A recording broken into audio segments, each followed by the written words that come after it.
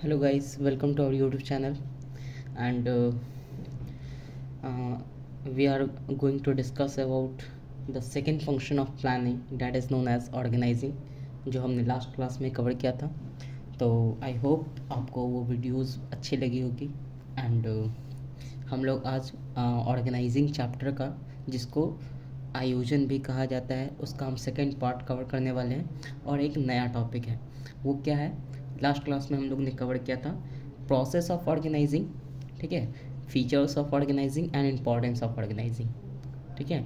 आज हम लोग टॉपिक कवर करने वाले हैं ऑर्गेनाइजिंग स्ट्रक्चर, ठीक है। क्या टॉपिक करने वाले हैं? Organising structure. ऑर्गेनाइजिंग स्ट्रक्चर आज कवर करने वाले हैं। उसके बाद एक और टॉपिक है, ठीक है, ऑर्गेनाइजिंग स्ट्रक्चर। देखते हैं कि क्या होता है एक्चुअली में, ऑर्गेनाइजिंग स्ट्रक्चर होता क्या है। तो हम टाइम वेस्ट ना करते हुए वीडियोस स्टार्ट करते हैं। एंड आपको अगर वीडियोस पसंद आए तो लाइक कीजिएगा, कमेंट कीजिएगा एंड सब्सक्राइब कीजिएगा एंड अपने दोस्तों के साथ शेयर कीजिएगा, ताकि वो भी अपने बोर्ड के एग्ज़ाम का नंबर बढ़ा सके और अच्छा आंसर राइटिंग करके आए, ताकि आपको 90+ आसानी से नंबर आ जाए, ठीक है। तो या स्टार्ट करते हैं, देखते हैं ऑर्गेनाइजिंग स्ट्रक्चर एक्चुअली में होता क्या है। एक एक करके पढ़ेंगे। देखिए क्या होता है ऑर्गेनाइजिंग स्ट्रक्चर। द फ्रेमवर्क, क्या है? The framework within which the managerial and operational task are perform.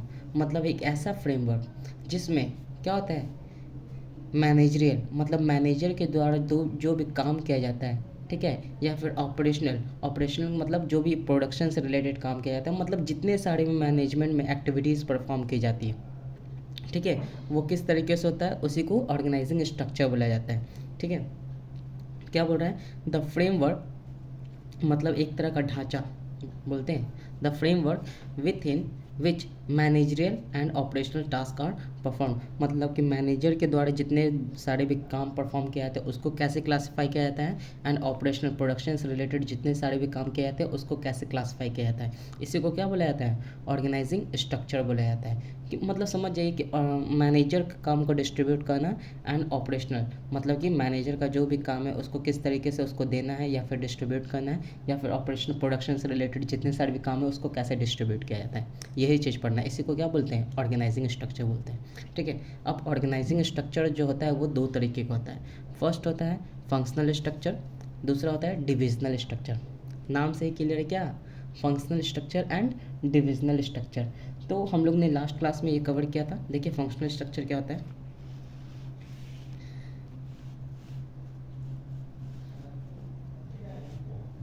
Functional structure क्या होता है समझिए, मतलब कि जब हम काम को, क्या बोला गया, जब हम काम को मतलब जो भी काम है, एक्टिविटीज़ है, उसको हम ग्रुप करते हैं के अंदर, किस चीज़ को ध्यान में रखते हैं? काम के अकॉर्डिंग। काम के अकॉर्डिंग मतलब क्या? जैसे कि हम लोगों ने लास्ट क्लास में कवर किया था और मैंने आपको बताया था, प्रोडक्शन से रिलेटेड जितने सारे भी काम है उसको एक डिपार्टमेंट में डाल दिया गया। सेल्स से रिलेटेड जितने भी काम है उसको क्या कर दिया गया? सेल्स डिपार्टमेंट डाल दिया गया। फाइनेंस से रिलेटेड जितने भी काम है उसको क्या कर दिया गया? फाइनेंस डिपार्टमेंट डाल दिया। वही चीज़ होता है फंक्शनल स्ट्रक्चर, मतलब काम के आधार पर हम क्या करते हैं? डिस्ट्रीब्यूट करते हैं लोगों के रिस्पॉन्सिबिलिटीज़ एंड अथॉरिटीज़। देखिए क्या, when the job are grouped, जब काम का डिस्ट्रीब्यूशन किया जाता है, ठीक है, when the job are group keeping in mind the function, मतलब कि जो पहले हम काम को क्या कर दिए? डिवाइड कर दिए, डिवीजन ऑफ वर्क कर दिए, फिर उसको ग्रुप में बनाया जाता है। तो कैसे बनाया जाता है? तो keeping in mind the function मतलब काम को ध्यान में रखते हुए ग्रुप बनाया जाता है। Then it is known as functional structure. तब उसको कौन सा स्ट्रक्चर कहा जाता है? फंक्शनल स्ट्रक्चर कहा जाता है। क्लियर है? मतलब कि किसी को भी जॉब मतलब कि काम जब हम देते हैं तो किस आधार पे देते हैं? तो काम को ध्यान में देखते हैं, हमको क्या क्या चीज़ से रिलेटेड एक डिपार्टमेंट बनाते हैं, उस चीज़ से क्या बना दिया जाता है? एक ग्रुप बना दिया जाता है, उसका एक अलग डिपार्टमेंट ही सेट कर दिया जाता है, ठीक है। तो ये चीज़ होता है फंक्शनल स्ट्रक्चर। फिर से देखते हैं, when the job are grouped, जब जॉब को ग्रुप बनाया जाता है, मतलब काम से रिलेटेड जब ग्रुप बनाया जाता है, कैसे? तो keeping in mind the function, काम को ध्यान में रखते हुए, then it is known as functional structure. उसी को फंक्शनल स्ट्रक्चर कहा जाता है। फॉर एग्जांपल, परचेस से रिलेटेड हमारे ऑर्गेनाइजेशन में जितने सारे भी काम हैं उसका एक ग्रुप बनाया और एक डिपार्टमेंट बना दिया जिसको कहा गया परचेस डिपार्टमेंट। सेल्स से रिलेटेड जितने सारे भी काम हैं, ठीक है, उसका ग्रुप बनाया गया और उसको एक डिपार्टमेंट में डाल दिया गया जिसको कहा गया सेल्स डिपार्टमेंट। और फिनेंस से रिलेटेड जितने सारे भी काम है उसका एक क्या बना दिया, ग्रुप बना दिया गया, उसको बना दिया गया क्या, फिनेंस डिपार्टमेंट। मतलब काम के आधार पर जब हम ग्रुप बनाते हैं तो उसको क्या, कौन सा स्ट्रक्चर कहा जाता है, फंक्शनल स्ट्रक्चर। क्लियर है। देखते हैं what is the advantage of functional structure, क्या एडवांटेज है फंक्शनल स्ट्रक्चर के, वो चीज़ देखते हैं। काम के आधार पर अगर हम ग्रुप बनाते हैं तो हमारा कैसे फ़ायदा होने वाला है, क्या क्या चीज़ें हमारे लिए बेनिफिशियल हो जाती है, वो चीज़ पढ़ेंगे। पहला स्पेशलाइजेशन। अब सोचिए कि जब हम सेल्स से रिलेटेड हम काम, मतलब सेल्स वाले बंदे को अगर उससे रिलेटेड हम सेल्स डिपार्टमेंट के किसी बंदे को डाल दिए, ठीक है, तो वो एक ही काम को बार बार करेगा कि नहीं। अब वही एक बार करे, 2 बार करे, 10 बार करे और सालों से ही सेल्स का ही काम कर रहा है, तो क्या आपको नहीं लगता है कि वो अपने काम में क्या हो जाएगा, एक्सपर्ट हो जाएगा। तो ये क्या होता है, बेनिफिट्स ऑफ स्पेशलाइजेशन। कोई बंदा एक ही काम को अगर बार बार करता है तो वो उस काम में क्या हो जाता है, एक्सपर्ट हो जाता है। जो उस काम को क्या करता है वो आसानी से कर लेगा। आसानी से कर लेने का मतलब क्या, किसी भी तरह का वेस्टेज नहीं करेगा, टाइम कम लगाएगा, ठीक है, मतलब कि कॉस्ट जो होगा वो कम कर देगा। तो इनडायरेक्टली वो हमारे ऑर्गेनाइजेशन के लिए क्या होता है, बहुत ही ज़्यादा बेनिफिशियल होता है। क्लियर है। देन आता है इजी सुपरविजन। इजी सुपरविजन का मतलब क्या, कि सपोज कीजिए आप अभी आप 12th का प्रिपरेशन कर रहे हैं, तो 12th में कितने सारे स्ट्रीम होते हैं, ज़ाहिर सी बात 3 स्ट्रीम होते हैं, साइंस, कॉमर्स एंड आर्ट्स। अब सपोज कीजिए आपके क्लास में क्या है, कॉमर्स का स्टूडेंट है, ठीक है, 10 कॉमर्स के स्टूडेंट्स हैं, 5 साइंस के स्टूडेंट्स हैं और 15 आर्ट्स के स्टूडेंट हैं। बताइए सबको देखना क्या आसान होगा या डिफ़िकल्ट होगा, बिल्कुल डिफ़िकल्ट होगा, क्योंकि सब अलग अलग स्ट्रीम के लोग हैं और सब अलग अलग काम कर रहे हैं, तो सबको गाइड करना बहुत ही ज़्यादा प्रॉब्लम हो जाएगा उनको, ठीक है, और बहुत ही ज़्यादा क्या हो जाता है, डिफ़िकल्ट फेस करना पड़ेगा। लेकिन एक ही क्लास में सिर्फ कॉमर्स के स्टूडेंट है, तो क्या उसको देख रेख करना, अच्छे से देखना कि वो अपना काम सही से कर रहे हैं कि नहीं, वो आसानी हो जाता है। तो यही चीज़ है कि हम जब काम के आधार पर ग्रुप बना देते हैं तो उनको सुपरविज़न करना, उनके काम को देखना कि वो काम अच्छे से कर रहे हैं या फिर नहीं, वो आसान हो जाता है। ठीक है, तो ये भी बेनिफिट्स हो जाता है कि आप ऑर्गेनाइजेशन को अच्छे से कंट्रोल कर सकते हैं, किसी भी प्रॉब्लम को आसानी से सॉर्ट आउट कर सकते हैं। इसका बेनिफिट मिलता है किसमें, फंक्शनल स्ट्रक्चर पे जब हम ग्रुप को डिवाइड करते हैं तब। ठीक है, नेक्स्ट पॉइंट इजी कोऑर्डिनेशन। जाहिर सी बात है, सेम एग्जांपल कि अलग अलग स्ट्रीम के लोग हैं तो आपस में क्या होंगे, कॉन्फ्लिक्ट होने के, लड़ाई झगड़े होने के चांसेस अलग अलग हो जाएंगे, क्योंकि सबके सोचने का तरीका क्या होगा, अलग अलग, सबका बिहेवियर अलग अलग होगा, है कि नहीं। लेकिन वही चीज़ एक ही डिपार्टमेंट के लोग हैं, एक ही चीज़ स्ट्रीम के हैं, तो आपस में उनको क्या लगेगा कि नहीं ये तो अपना ही बंदा है, तो अपने से मिलजुल कर रहेंगे, एक दूसरे का सपोर्ट करेंगे, एक दूसरे का हेल्प करेंगे, तो कोऑर्डिनेशन जो होता है आपस में मेल मिलाप क्या होगा, आसानी होगा। ये भी ऑर्गेनाइजेशन के लिए क्या हो जाता है, बहुत ही ज़्यादा बेनिफिशियल हो जाता है। सोचिए ना, किसी ऑर्गेनाइजेशन में बहुत ही ज़्यादा लड़ाई झगड़े होते हैं तो क्या वो ऑर्गेनाइजेशन कभी ग्रोथ करेगा, नहीं। तो अगर फंक्शन के आधार पे हमने चीज़ों को डिस्ट्रीब्यूट किया है, लोगों को काम प्रोवाइड किया है, तो वो एक ही तरह का काम कर रहे हैं और एक दूसरे का क्या करेंगे, हेल्प करेंगे, जो हमारा ऑर्गेनाइजेशन स्मूथली वर्क करेगा और हम अपना टारगेट क्या करेंगे, आसानी से अचीव कर सकते हैं। That is the advantage of functional structure. And then next point है इंक्रीज मैनेजरल एफिशिएंसी। एकदम सेम चीज़ कि अगर क्या होता है, मैनेजर एक ही तरह के काम को वो हैंडल कर रहा है स्टार्टिंग से, क्या कर रहा है, एक ही तरह के काम को अगर वो हैंडल कर रहा है स्टार्टिंग से, तो क्या होगा, वो उस काम को करने में एक्सपर्ट हो जाएगा। क्यों एक्सपर्ट हो जाएगा, क्योंकि वो फैमिलियर हो जाएगा किससे, अपने एम्प्लॉयज़ से, अपने जो वर्कर्स है उससे जान पहचान हो जाएगी, उसके स्ट्रेंथ एंड वीकनेस को समझेगा, उसको काम उसी तरीके से प्रोवाइड करेगा कि कौन सा काम ये अच्छे से कर सकता है। तो क्या होगा, इंक्रीज मैनेजरल एफिशिएंसी, वो लोगों से अपना काम क्या करेगा, अच्छे से निकलवा लेगा। ठीक है, एक अच्छा मैनेजर वही होता है जो आपसे आपके पोटेंशियल अकॉर्डिंग अपना काम निकलवा ले, है कि नहीं। तो क्या हो जाए, जो मैनेजरल एफिशिएंसी है, मैनेजर के काम करने की क्षमता है जो वो क्या होगी, इंक्रीज़ हो जाएगी, कैसके थ्रू, फंक्शनल स्ट्रक्चर के थ्रू। ये सब सारे थे हमारे क्या एडवांटेज, किसके, तो फंक्शनल स्ट्रक्चर के। याद रखिएगा, ऑर्गेनाइजिंग स्ट्रक्चर कितने होते हैं, 2, पहला होता है फंक्शनल, दूसरा होता है डिविजनल। तो फंक्शनल स्ट्रक्चर देख लीजिए हम लोग, जब काम को ध्यान में रखकर जब हम ग्रुप का क्रिएशन करते हैं या काम को डिस्ट्रीब्यूट करते हैं तो उसको क्या बोलते हैं, फंक्शनल स्ट्रक्चर बोला जाता है। इसके एडवांटेज हम लोग पढ़ लिए। अब जाहिर सी बात है, हर सिक्के के 2 पहलू होते हैं, हेड्स एंड टेल। ठीक है, तो हमने अच्छाई पढ़ लिया तो कुछ इसकी बुराई भी होगी, ठीक है, कुछ डिसएडवांटेज भी होगी। ठीक है, तो ये चीज़ देखते हैं क्या होता है इसका डिसएडवांटेज, उस पर फोकस करते हैं।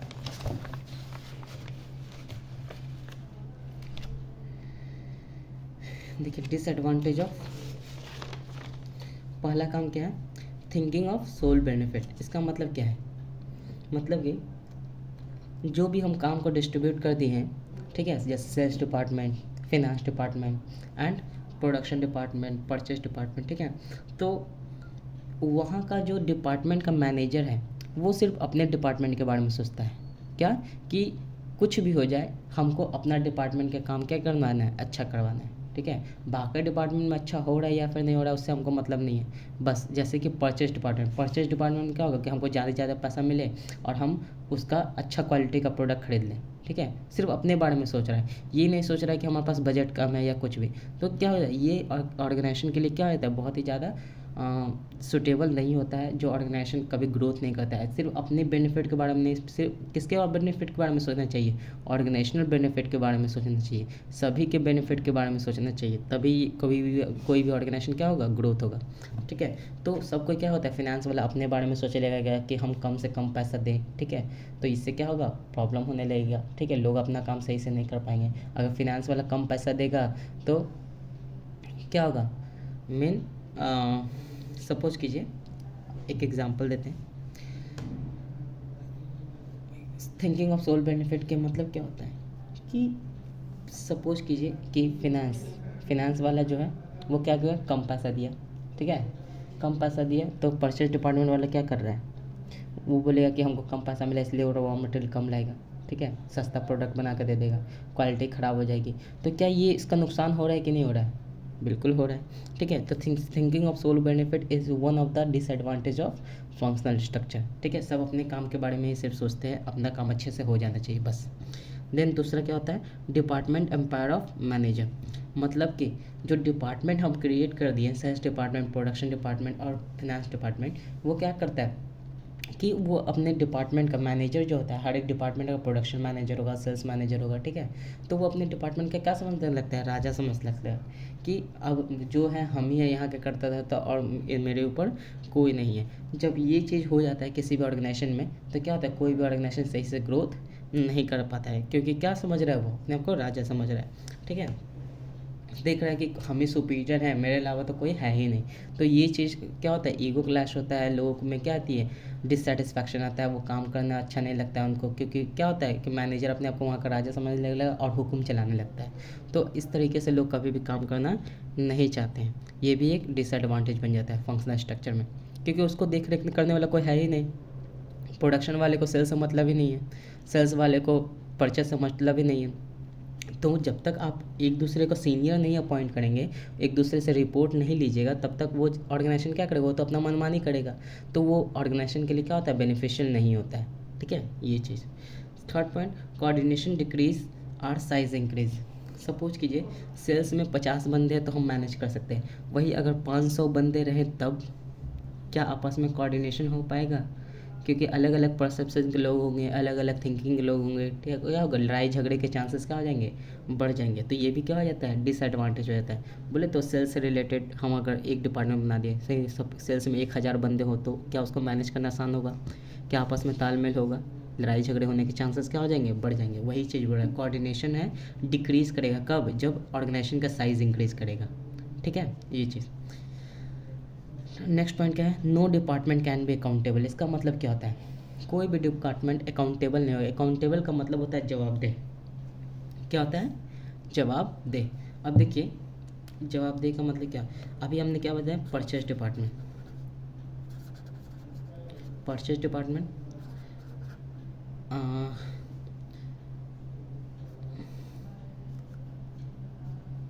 Finance department and sales department, 3 तरह के डिपार्टमेंट है हमारे ऑर्गेनाइजेशन में। सपोज कीजिए कि हम गए सेल्स इस साल क्या हो गया, कम हो गया, क्या कम हो गया। अब इससे हम गए पूछने के लिए कि बताओ भाई, हम मालिक हैं, इसके क्या पूछने कि सेल्स कम क्यों हुआ। तो सेल्स वाला बोलता है क्या कि प्रोडक्ट की क्वालिटी अच्छी नहीं थी, मतलब रॉ मटेरियल जो भी थे वो प्रोडक्ट की क्वालिटी अच्छी नहीं थी, जिस कारण क्वालिटी ख़राब होने के कारण क्या हुआ, प्रोडक्ट का सेल नहीं हुआ, ठीक है। अब गए भाई परचेज वाले के पास, रॉ मटेरियल तो यही खरीदा था, ठीक है, तो रॉ मटेरियल खरीदने का मतलब क्या है, जितने सारे भी प्रोडक्ट को बनाने के लिए मटेरियल चाहिए, इसका परचेज कौन क्या होगा, ये डिपार्टमेंट क्या होगा। बोले भाई रॉ मटेरियल क्यों ख़राब था, तो ये बोलता क्या कि हमको फिनेंस ही कम मिला था, पैसा कम मिला था सामान खरीदने के लिए, ठीक है। तो ये किस पे फेंक दिया, इस पे फेंक दिया। अब फिनेंस वाले के पास जब हम गए तो ये बोलता है क्या कि पिछले साल जो है वो इस साल ज़्यादा पैसा खर्च हो गया था, जिस बार पैसा इस बार कम था, तो इसलिए कम पैसा दिए। तो क्या हम किसी को भी क्या कर सकते हैं, अकाउंटेबल बना सकते हैं कि तुम जवाब दो क्यों ऐसा हुआ, नहीं हुआ। तो ये क्या होता है, एक फंक्शनल, जब हम क्या करते हैं फंक्शनल काम को डिस्ट्रीब्यूट करते हैं, तो क्या होता है, कोई भी डिपार्टमेंट अकाउंटेबल नहीं होता, कोई भी डिपार्टमेंटल जवाबदेह नहीं बन पाता है, ठीक है। तो ये क्या हो जाता है, एक डिसएडवांटेज बन जाता है। नेक्स्ट पॉइंट क्या है, इनफ्लेक्सिबिलिटी। इसका मतलब क्या है, मतलब कि आप जो इसको चेंज नहीं कर सकते हो। क्या मतलब चेंज नहीं कर सकते हो, सपोज कीजिए सेल्स डिपार्टमेंट के बंदे को अगर हम चाहें परचेज डिपार्टमेंट में डालना, तो क्या वो हो पाएगा, नहीं हो पाएगा, क्योंकि उसको सेल्स करना आता है, परचेज तो आता ही नहीं है कि नहीं। तो ये क्या हो जाता है, इनफ्लेक्सिबिलिटी हो जाती है, आप उसको दूसरा काम नहीं सिखा पाओगे या नहीं कर पाओगे, क्योंकि उसको काम आता ही नहीं है, और वो हमेशा काम को क्या करेगा, बिगाड़ देगा काम करने की जगह, ठीक है। तो ये क्या होता है, एक डिसएडवांटेज बन जाता है किसका, फंक्शनल स्ट्रक्चर, मतलब फंक्शन के अकॉर्डिंग काम को ध्यान में रखकर जब हम ग्रुप बनाते हैं, ग्रुपिज्म करते हैं, उसके बाद क्या हो जाता है, इसका ये सब उसका डिसएडवांटेज बन जाता है। क्लियर है, ठीक है। अब देखते हैं नेक्स्ट पॉइंट, और हम क्या बताए थे कि स्ट्रक्चर कितने होते हैं, दो होते हैं, कौन सा, functional structure and divisional structure. अब ये डिविजनल स्ट्रक्चर क्या होता है, देखते हैं डिविजनल स्ट्रक्चर क्या होता है, फिर इसका एडवांटेज एंड डिसएडवांटेज पढ़ेंगे, ठीक है।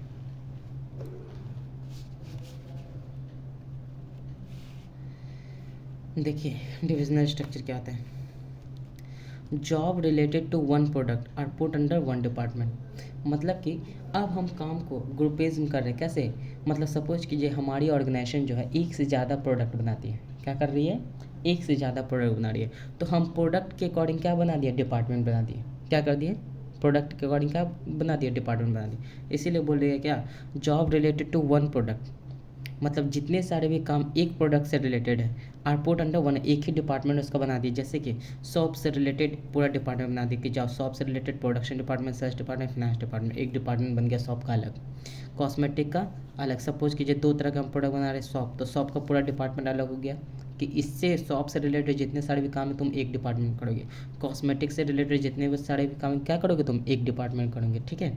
तो ये क्या हो जाता है, अलग डिपार्टमेंट, मतलब हम जब प्रोडक्ट के अकॉर्डिंग, वैरायटी ऑफ प्रोडक्ट के अकॉर्डिंग डिपार्टमेंट बनाते हैं तो उसको क्या बोलते हैं, डिविजनल स्ट्रक्चर बोलते हैं। क्या बोलते हैं, डिविजनल स्ट्रक्चर, ठीक है। एग्जांपल में दिया हुआ है सोप एंड कॉस्मेटिक, ठीक है। तो सोप में क्या क्या का डिपार्टमेंट, प्रोडक्शन डिपार्टमेंट होगा, सेल्स डिपार्टमेंट होगा, फाइनेंस डिपार्टमेंट होगा, इसका कोई हेड होगा सोप डिपार्टमेंट का, इससे रिलेटेड ये क्या कर रहा होगा, इस लोग को देख रहा होगा कि ये सब काम अपने से ऐसे इससे कर रही है। फिर कॉस्मेटिक में भी वही होगा, सबका अपना अपना डिपार्टमेंट होगा, हेड कोई बना दिया जाएगा कॉस्मेटिक का, है कि नहीं। कॉस्मेटिक से रिलेटेड जितने सारे भी काम है तुम अपने अंडर में देखोगे, ठीक है। तो ये होता है क्या, डिविजनल स्ट्रक्चर।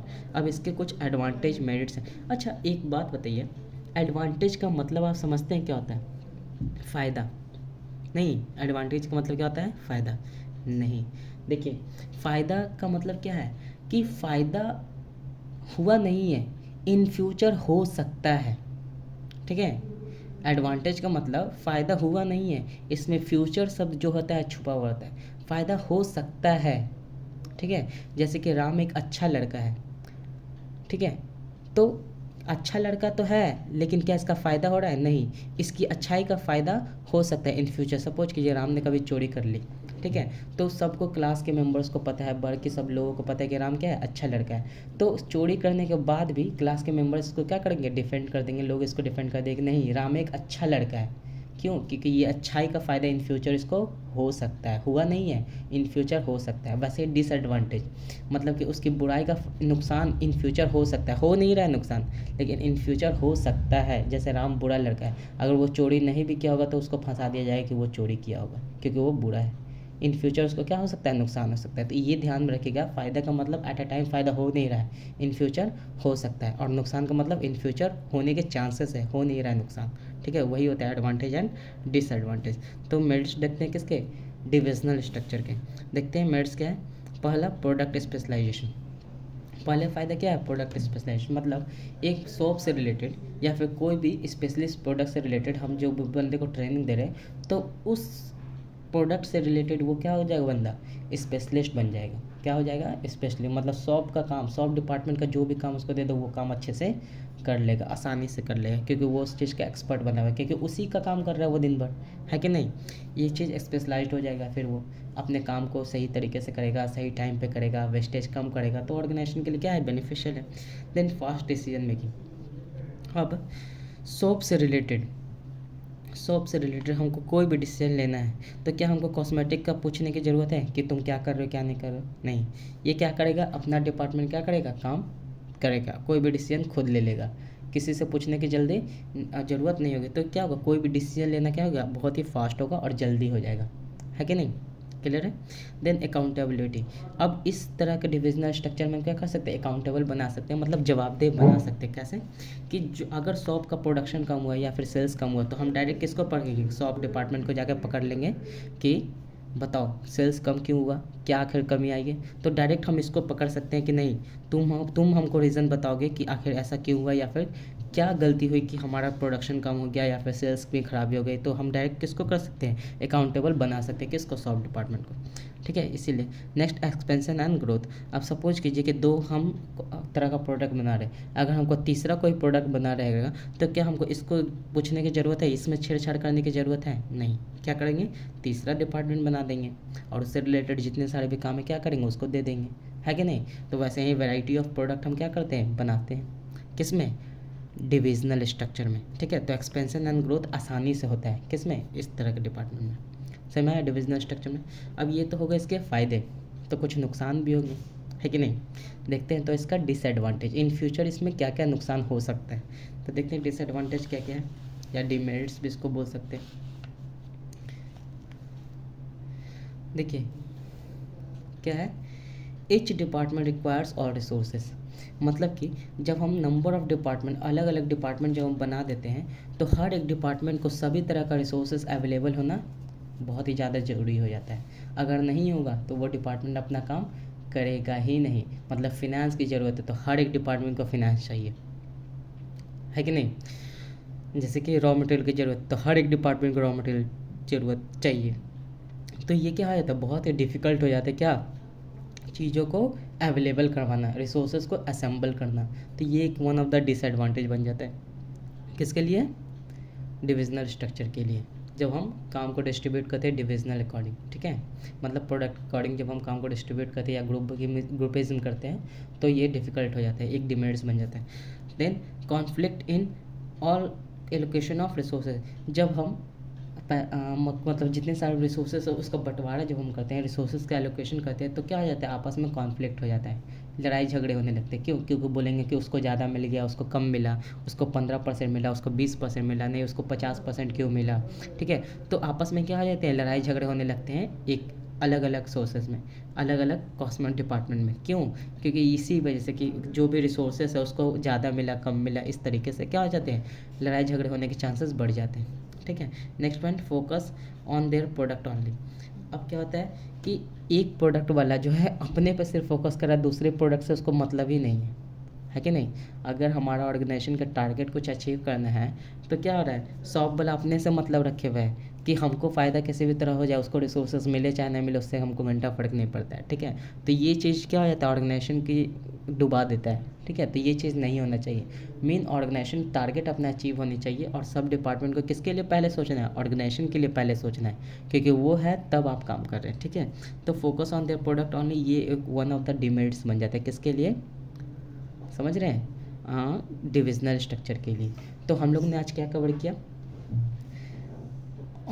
ऑर्गेनाइजेशनल स्ट्रक्चर कितने होते हैं, फंक्शनल और डिविजनल। फंक्शनल में क्या करते हैं, जब हम ग्रुपिज्म करते हैं काम के अकॉर्डिंग, ठीक है, तब उसको क्या बोलते हैं, फंक्शनल स्ट्रक्चर बोलते हैं। जब हम ग्रुपिज्म करते हैं प्रोडक्ट से रिलेटेड, प्रोडक्ट के अकॉर्डिंग, तब उसको क्या बोलते हैं, डिविजनल स्ट्रक्चर बोलते हैं। इसके एडवांटेज एंड डिसएडवांटेज हम लोग पढ़ लिए हैं। तो आज के लिए इतना ही, नेक्स्ट वीडियो में हम लोग मिलेंगे, अगला टॉपिक कवर करेंगे। देन आपको वीडियोज़ अच्छा लगा हो तो लाइक एंड सब्सक्राइब कीजिएगा एंड शेयर कीजिएगा एंड कमेंट जरूर कीजिएगा कि आपको वीडियो कैसा लगा, ठीक है। Thank you very much, have a good day.